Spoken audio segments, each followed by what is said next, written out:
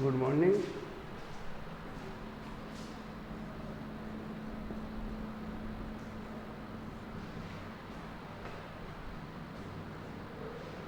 कारक के बारे में अगला जो नियम है उसके बारे में देखो।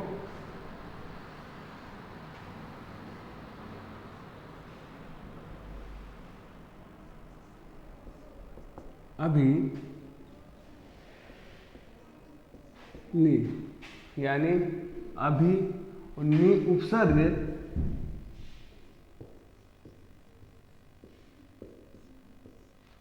पूर्वक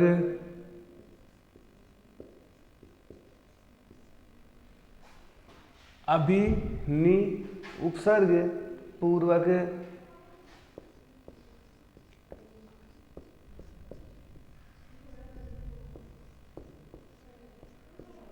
विस धातु प्रयोगे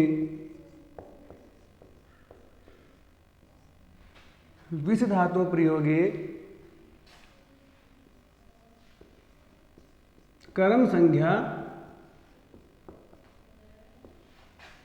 भवति।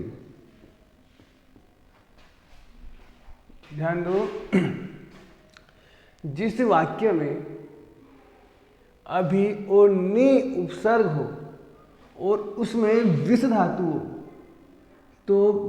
तो विस धातु के प्रयोग में क्या होती है? कर्म संज्ञा होती है। जैसे है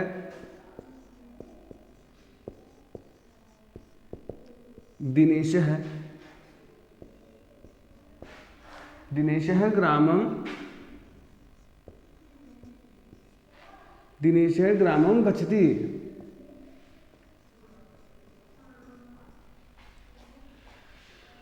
दिनेशः ग्रामं गच्छति।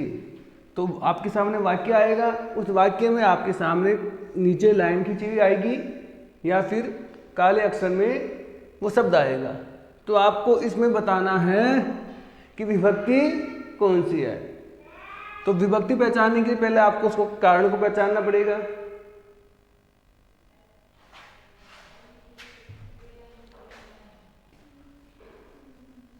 सॉरी, ये क्या है कि विस धातु नहीं लिखी मैंने, तो इसका होगा अभिनी। आप सोच रहे थे कि इसमें न तो अभी आया और नहीं आया, तो अभी नी गच्छति।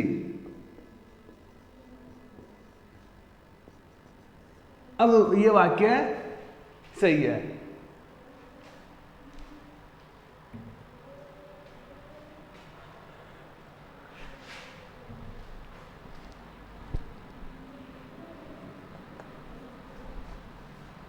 अभी नी उपसर्ग विस धातु प्रयोगे कर्म संज्ञा भवति। दिनेशे ग्रामम अभिनिविशते।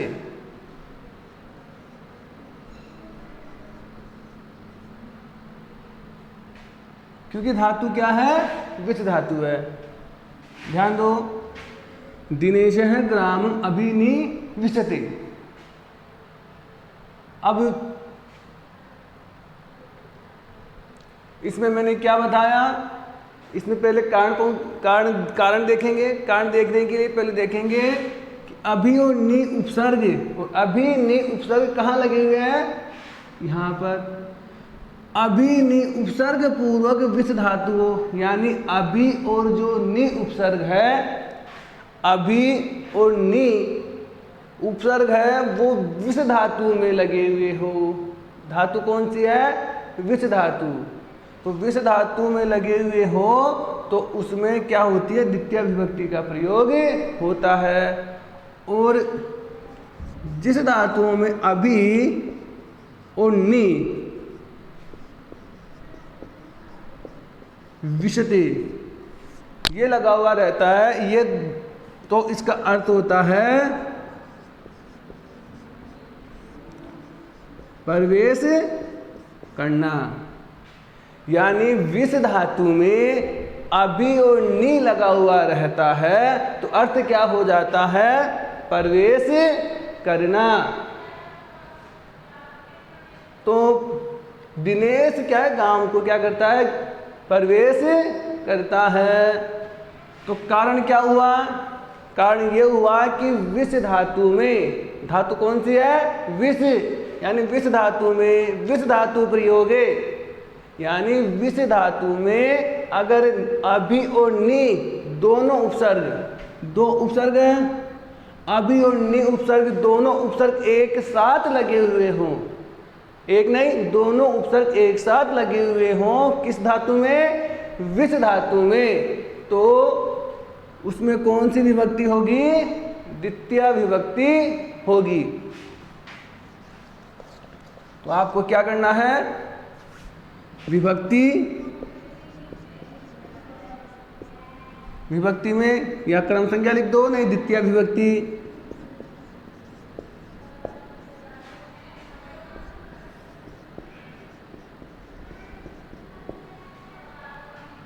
और फिर कारण, कारण क्या लिखोगे? कारण यानी ये कारण है अभी और नी उपसर्ग पूर्वक विष धातु प्रयोग है, यानी विष धातु में क्या लगा हुआ है? अभी और नी, इसके कारण इसमें क्या हुई? द्वितीय विभक्ति का प्रयोग हुआ। और सूत्र होगा, कारण ये लिख देना, अभी नी उपसर्ग पूर्वक विष धातु प्रयोगे कर्म संज्ञा भवति। इसका सूत्र होगा, सूत्र यहां लिख दो,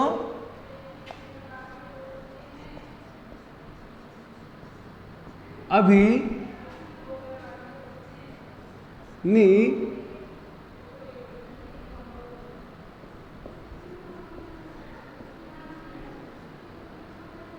विशेष्य, अभी नी विशेष्य, यानी कौन सी धातु?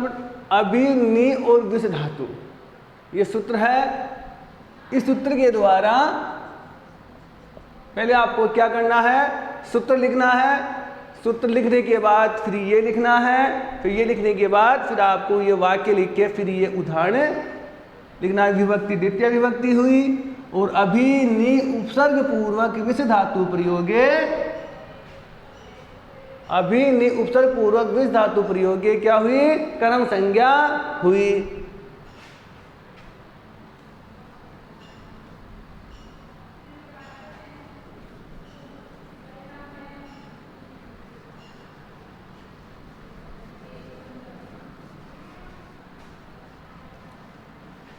अगला नियम देखते हैं। सूत्र है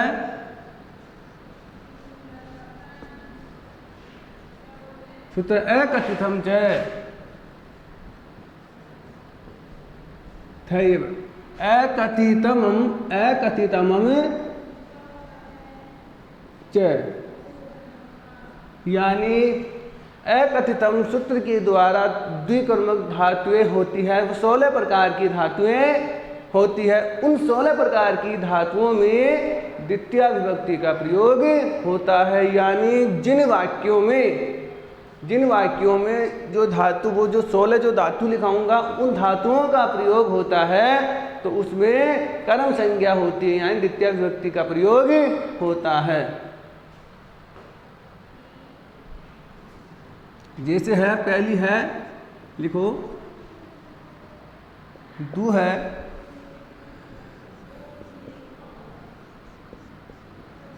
याच, पच, दंड। दू है याच, पच, दंड, पच, रुद्र।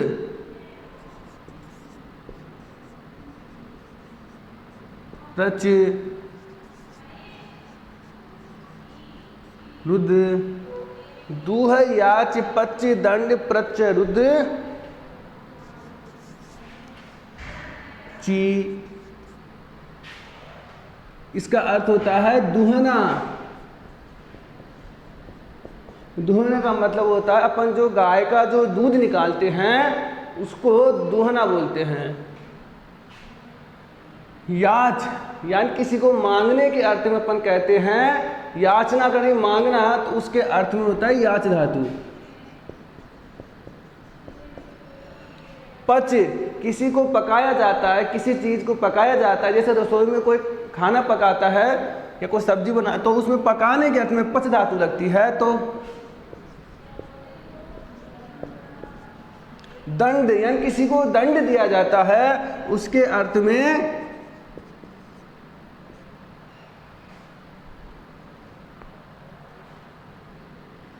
किसको दंड दिया जाता है, उसके अर्थ में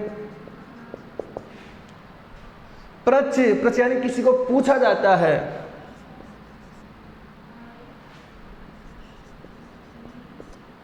रुद्र यानी किसी को रोकना, यानी रोका जाता है, उसके अर्थ में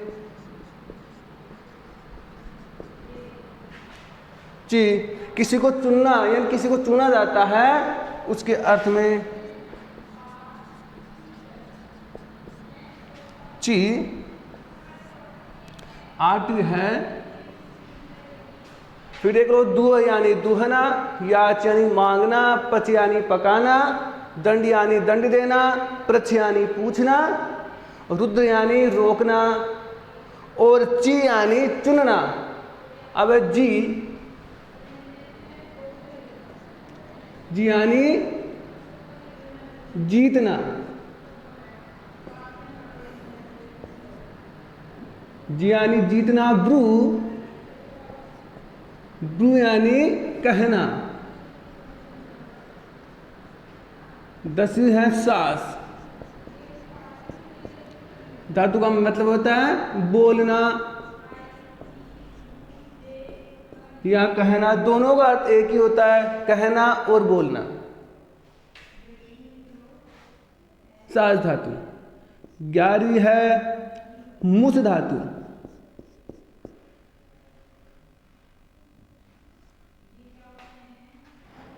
मुस, और फिर है मत धातु।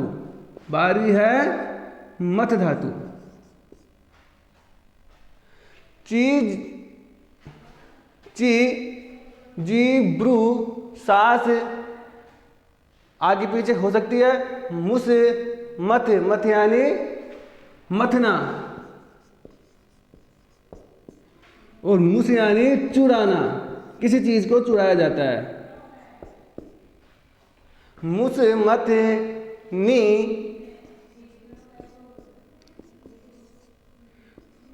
री की मात्रा है ये। 14वीं है, 15वीं है वह, और कृष। 16 धातु हो गई। इसमें नी का मतलब है ले जाना,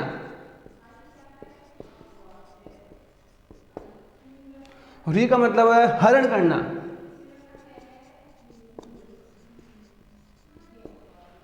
वह का मतलब भी है ले जाना,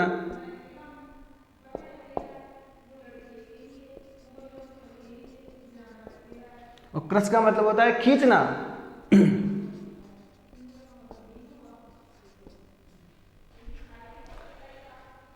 जी धातु किसी को जीता जाता है, जीतने के अर्थ में। ब्रू धातु कहने के अर्थ में। सास धातु वो भी दोनों का अर्थ होता है, कहना बोलने के अर्थ में। मुस धातु किसी चीज को जो चुराया जाता है उसमें मुस धातु लगती है। मथ धातु मथना, यानी अपन जैसे कोई छाछ करते हैं उसमें मथते हैं घी को, तो उसके अर्थ में, मथने के अर्थ में मथ धातु का प्रयोग किया जाता है। नी ले जाना, किसी चीज को ले जाया जाता है, उसके अर्थ में वाक्य का प्रयोग होता है, तो नी धातु लगती है। हृ धातु हरण करना, वह धातु ले जाने के अर्थ में, और कृष धातु खींचने के अर्थ में, किसी चीज को खींची जाती है उसके अर्थ में कौन सी धातु लगती है? कृष धातु। यानी इस सूत्र के द्वारा जो 16 प्रकार की धातुओं का प्रयोग होता है, और जिस वाक्य में इन 16 धातुओं का प्रयोग होता है उसमें द्वितीय विभक्ति का प्रयोग होता है। जैसे एक वाक्य देखते हैं,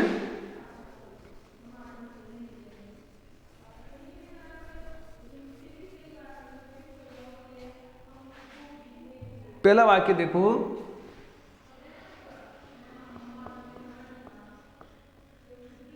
गोपाल है गाम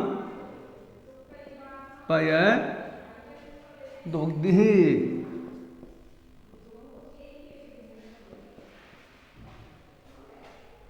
दुह धातु, दुह धातु का प्रयोग हुआ यहाँ पर, और लाइन यहाँ खींची हुई है।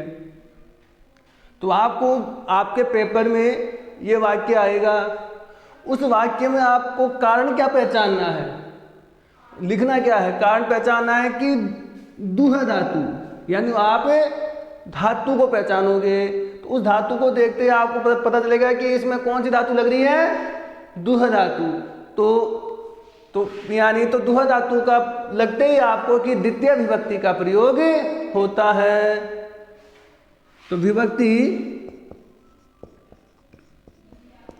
विभक्ति में गांव में कौन सी विभक्ति का प्रयोग हुआ, द्वितीय विभक्ति।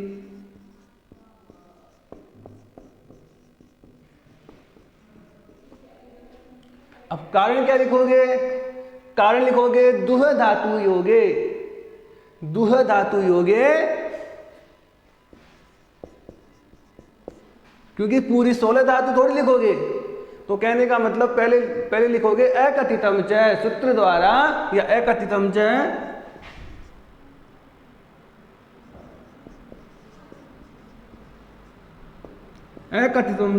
अकथितमम च हो गया। अब लिखो दुह धातु, दुह धातु क्या, दुह धातु योगे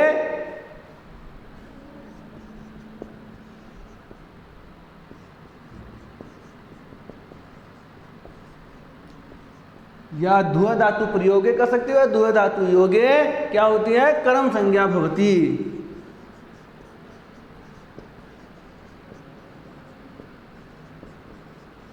इसमें ये करना है, पूरी 16 प्रकार की धातु नहीं लिखनी, सिर्फ इसमें दुह धातु का प्रयोग हुआ है। तो विभक्ति द्वितीय विभक्ति, और कारण है अकथितम च। सूत्र कौन सा लगा इसमें, धातु से संबंधित है, तो इसमें सूत्र कौन सा लगा, यह सूत्र। तो यह सूत्र लिखते ही वो समझ जाएगा कि 16 प्रकार से धातु से संबंधित यह सूत्र लगता है। और उसमें तो इस वाक्य में कौन सी धातु लगी, दुह धातु। तो दुह धातु के प्रयोग में या दुह धातु के योग में कर्म संज्ञा होती है।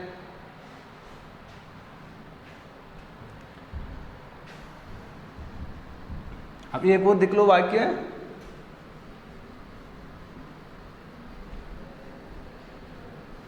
जैसे आ गया, एक दूसरा देख लो इसके बारे में। सुरेश है, सुरेश है महेशन, महेशन सुरेश है। देखो सुरेश है महेशन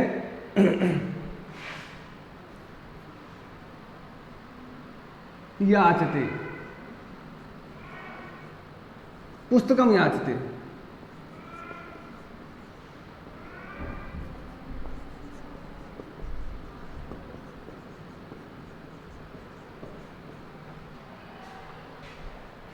सुरेश है महेशेन पुस्तकम याचते।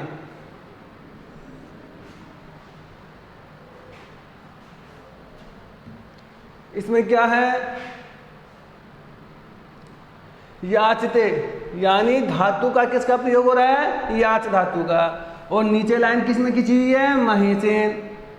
तो याच धातु के यानी आपको कारण क्या है, अकथितम सूत्र के द्वारा, अकथितम सूत्र के द्वारा यानी 16 प्रकार की जो अकथितम सूत्र के द्वारा 16 प्रकार की जो धातु है उसमें याच धातु के योग में, कौन सी धातु, याच धातु के योग में महेश में क्या हुई, द्वितीय विभक्ति का प्रयोग हुआ। तो उसमें लिखोगे विभक्ति, वो द्वितीय विभक्ति,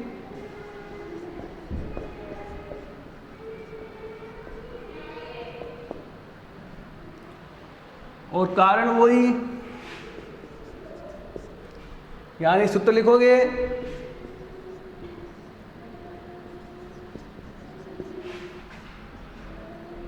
अकथितमम च सूत्र हो गया। अब वही याज धातु योगे,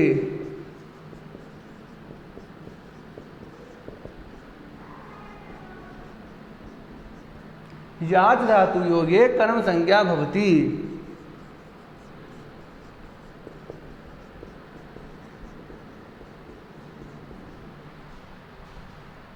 यानी द्वितीय विभक्ति का प्रयोग हुआ। वो द्वितीय विभक्ति का प्रयोग कैसे हुआ?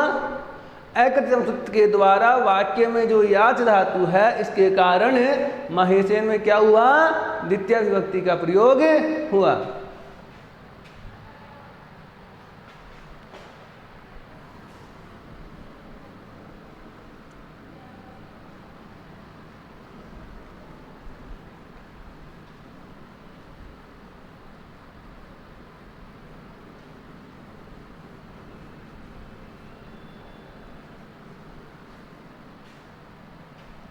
अगला जो नियम है वो है, सूत्र है, लास्ट है ये नियम,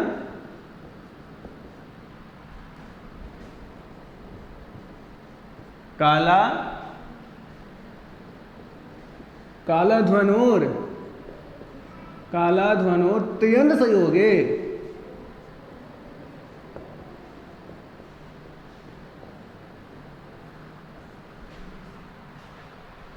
काला ध्वनोर त्यंत संयोगे।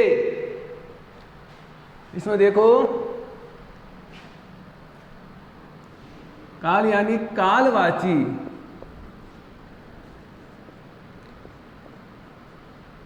कालवाचिनी,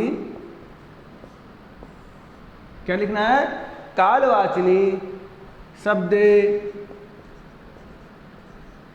और मार्गवाचिनी, मार्ग यानी रास्ते से संबंधित, मार्ग वा मार्गवाचिनी शब्द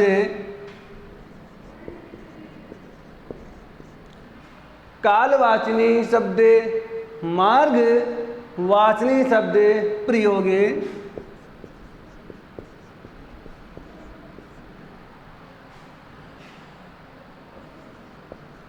कर्म संज्ञा भवति। ध्यान दो, कालाध्वनोर त्यंत संयोगे यानी कालवाचिनी शब्द और मार्गवाचिनी शब्द प्रयोगे कर्म संज्ञा भवति। ये कह रहा है कि समय से संबंधित और या रास्ते से संबंधित जो शब्द होते हैं वाक्य में, उसमें द्वितीय विभक्ति का प्रयोग होता है। जैसे वाक्य है,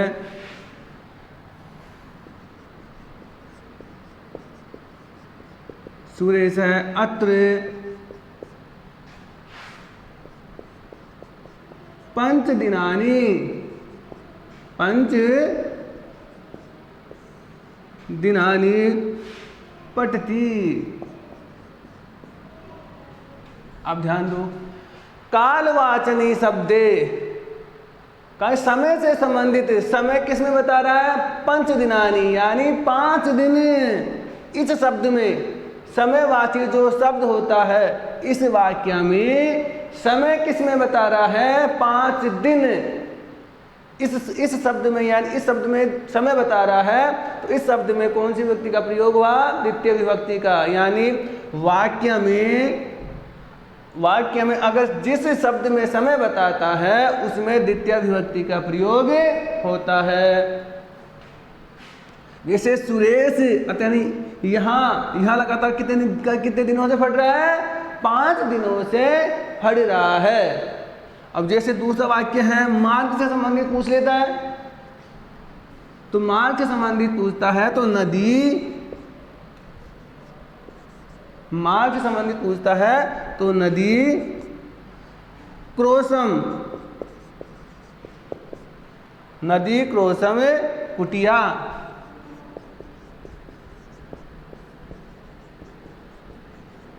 अस्ति, नदी क्रोशम कुटिया अस्ति।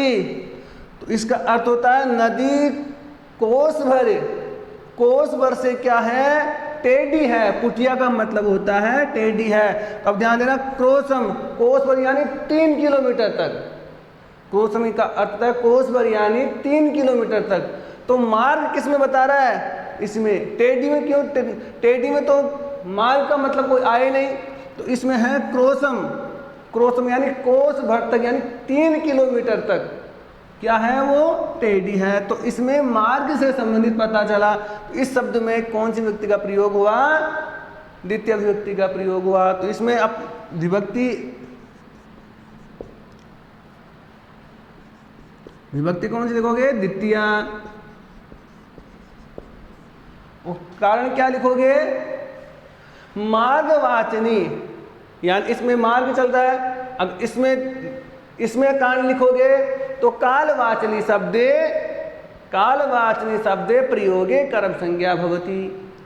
अगर ये वाक्य आता है तो मार्गवाचनी शब्दे प्रयोगे कर्म संज्ञा भवति, यानी इससे संबंधित देखते हैं तो ये आएगा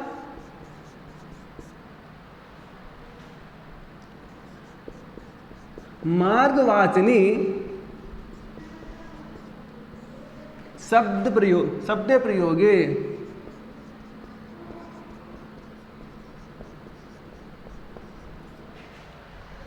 मार्गवाचनी शब्द प्रयोगे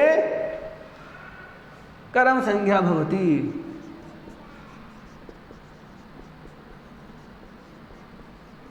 और फिर क्या लिख दोगे, ये सूत्र लिख दोगे, या तो लास्ट में लिख देना, नहीं हम कारण पूछे उसके शुरुआत में सूत्र लिख के ये कारण लिख देना।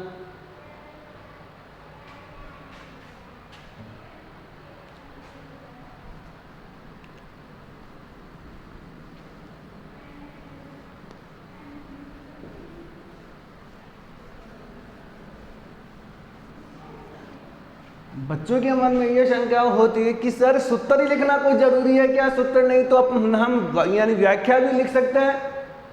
पर आपको पूरे नंबर लाने के लिए आपको सूत्र भी याद करना पड़ेगा और उसकी व्याख्या भी आपको लिखनी पड़ेगी। कहने का मतलब है जो आपने अगर सूत्र लिख दिया और उस सूत्र के बारे में आपको हिंदी का पता चल गया, यानी उस सूत्र के बारे में पता चल गया, तो आप उसकी व्याख्या भी कर सकते हो।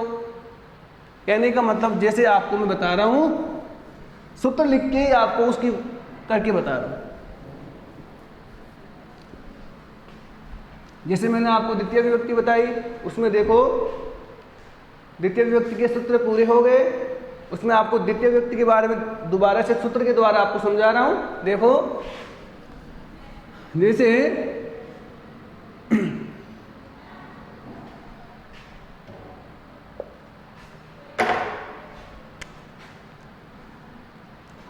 मैंने आपको सूत्र लिखाया था, कर्तूरी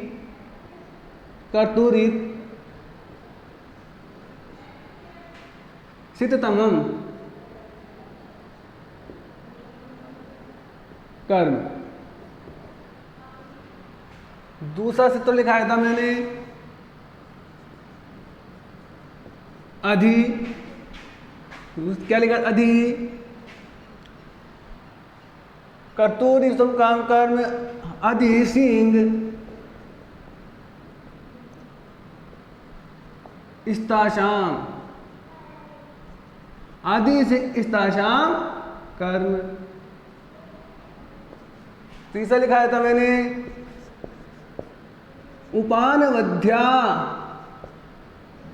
उपानवध्यांग वसह, ये सूत्र लिखाया था मैंने,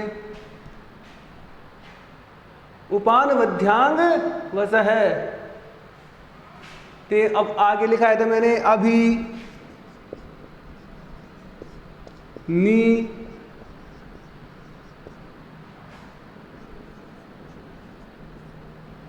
अभिनी विशेष्य।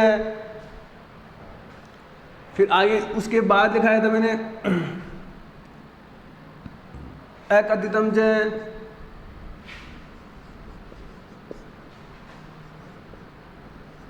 अकथितमम च।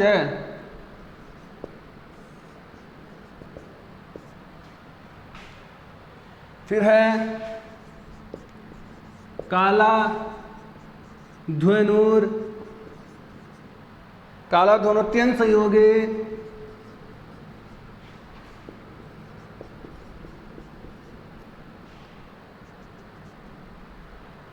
कालाध्वनोत्यन संयोगे, फिर है अधोलिखित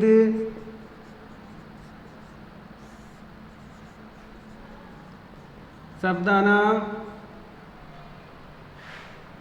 योगे हो गया। अब और 1 2 3 4 5 6 7। अब देखो ये सूत्र इसलिए मैं आपको वो लिखवा रहा हूँ, यानी अगर ये सूत्र का अर्थ आपको मालूम है तो आप उसको यानी व्याख्या को भी आप ढंग से कर सकते हो। तो आप व्याख्या को ढंग से कर सकते हो तो आपको कारण पहचानने में भी दिक्कत नहीं होगी।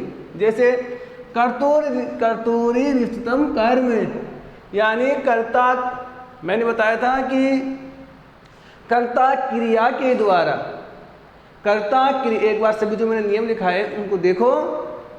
कर्ता क्रिया के द्वारा जिसको इष्ट यानी चाहता है, कर्ता क्रिया के द्वारा जिसको सर्वाधिक चाहता है उसके अर्थ में द्वितीय विभक्ति का प्रयोग होगा। मैंने वाक्य लिखाया था कि गांव को महेश या कोई भी गोपाल, महेश या सुरेश कोई भी गांव को जाता है तो जाने के अर्थ में, यानी अगर सुरेश है तो सुरेश जाता है तो कहाँ जा रहा है, गांव को। तो कर्ता क्रिया के द्वारा यानी सुरेश को जाने की इच्छा कहाँ हुई, यानी वो जा तो रहा है, इच्छा कहाँ हुई, गांव को। किसके द्वारा हुई, जाने के लिए, यानी क्रिया के द्वारा इसको इच्छा हुई, इसलिए इसमें क्या हुई, ग्रामम में द्वितीय विभक्ति का प्रयोग हुआ। दूसरा है अधि सिक्ता आशाम, ध्यान देना अधि उपसर्ग लगा हुआ हो तो अधि उपसर्ग 3 धातुओं में लगेगा। कौन कौन सी धातु, सींग स्ता आशाम।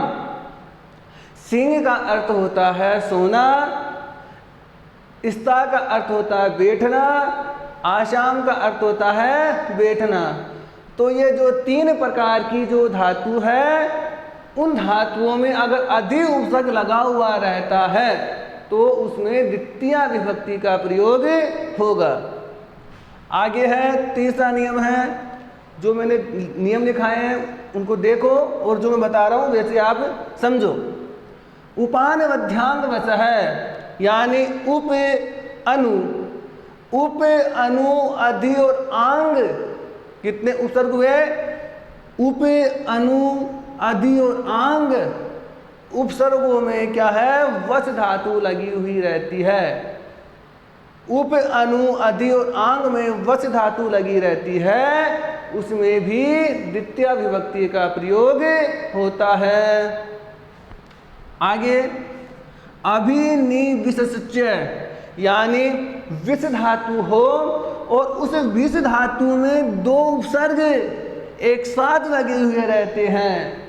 विष धातु हो, उस विष धातु में ये दोनों उपसर्ग एक साथ लगे हुए रहते हैं तो उसमें भी द्वितीय विभक्ति का प्रयोग होता है।